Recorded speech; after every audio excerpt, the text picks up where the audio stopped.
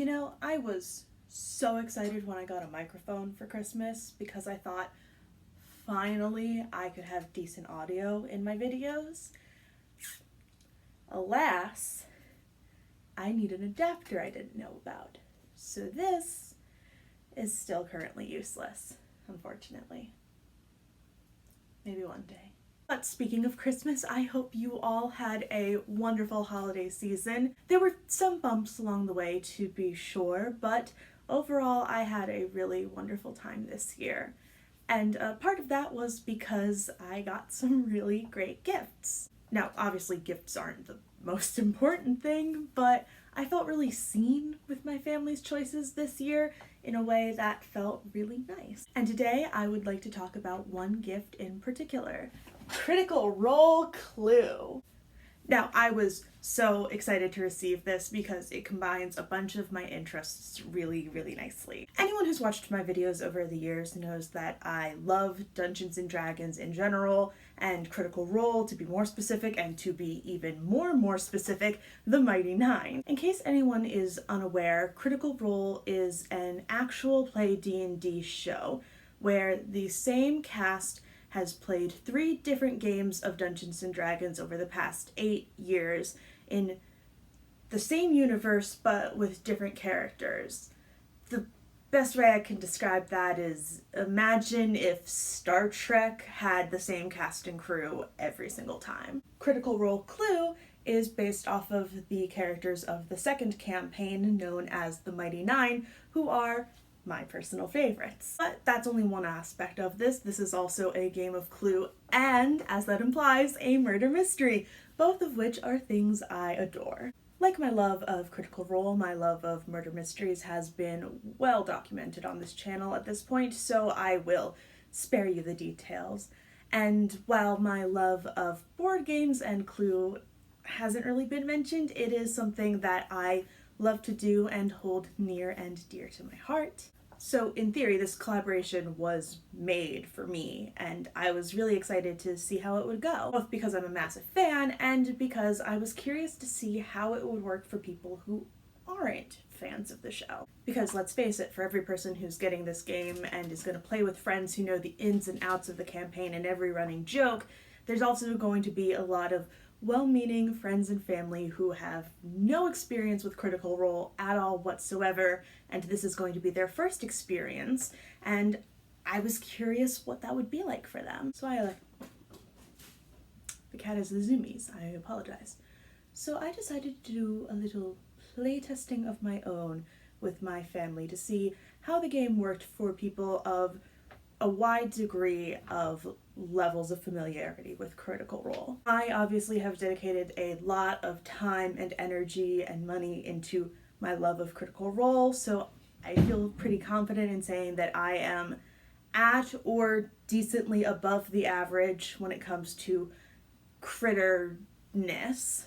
My mom has seen maybe 5 episodes of the show in total, as well as the Legends of Vox Machina series, but she went to C2E2 with me a few years back, and there we met a lot of cosplayers and artists, and she followed a lot of them and has kept in touch with them. And so she has a lot of peripheral knowledge, but not a lot of super concrete stuff when it comes to story or characters who aren't the main characters. Unless you count Spurt, she is obsessed with Spurt. Spurt is her favorite character. My dad and brother, on the other hand, basically nothing. I forced them to watch the Darrington Brigade once, but it was pretty much in one ear, out the other. They know next to nothing. So I think between the 4 of us, we represent the vast majority of people who are going to be playing this game. So with all of that out of the way, let's talk about the game itself. You know, they say not to judge a book by its cover, but at the same time, aesthetics do matter, especially with board games, I think. So let's start there.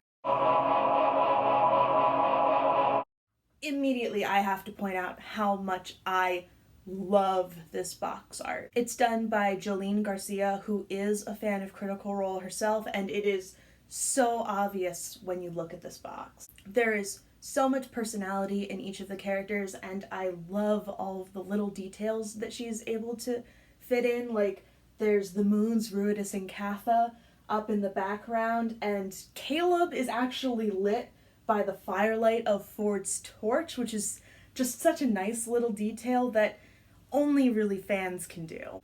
I also love the color palette that she used in this. There's a lot of really vibrant colors, but they're balanced out with some dark shadows, and the whole thing looks really harmonious together, which is a challenge when you have some really brightly colored characters. In general, it is a wonderful, vibrant piece, and I think anyone who's walking past your shelf and sees this is going to stop and to take another look at it. The game itself was designed by another critter artist named Sean Ellis, and I think overall there is a lot of really great design going on here. The portraits, both the portraits of the Mighty Nine as the game pieces as well as the villain cards, have a ton of personality, and it's really exciting to see official art of some of these people. And we also have metal pieces of some iconic elements and pets like Knott's mask or Sprinkle the Weasel that have some really nice details added into them. Really, as far as the aesthetics of this game go, I have really just one complaint. Because this is a fantasy world, they decided in certain sections to use like a handwritten quill-looking font, and that can be kind of hard to read, especially when it is very small, like on the corners of the game where the secret passageways are. We were okay because my parents had their reading glasses on them, and I knew enough about the world to logically say, oh, Evening Nip connects to Gentleman's Hideout, Halls of Erudition connects to Invulnerable Vagrant, but if you didn't, I could see this becoming very frustrating, especially for someone with bad vision or dyslexia. But how pretty the game is doesn't really matter if it's not built well, so let's talk about that next. So, no surprise, this is a Hasbro project, so there is a certain level of quality that is to be expected. You know, there's nothing super janky, all of the pieces look nice, it all functions the way you would expect it to. However, there were some problems with the actual player pieces themselves. For starters, when you're punching the characters out, the perforations weren't super consistent, and so it was hard to tell how much force you needed to use, and because of that, I actually ended up tearing Caduceus's art off a little bit, which I didn't love. And then once we did get everybody popped out, we tried to put the cards onto the podiums, and the cards were too thick for the actual pieces themselves, so my dad had to get a pair of pliers. And that's just not what you want to be doing at the beginning of your board game. That's not fun to me. Like, everything functions, and so it's not a huge deal at the end of the day, but it did sort of dampen the mood the first time around, and so I figured it was worth mentioning. But now let's get into the actual gameplay and how it differs from your traditional game of Clue.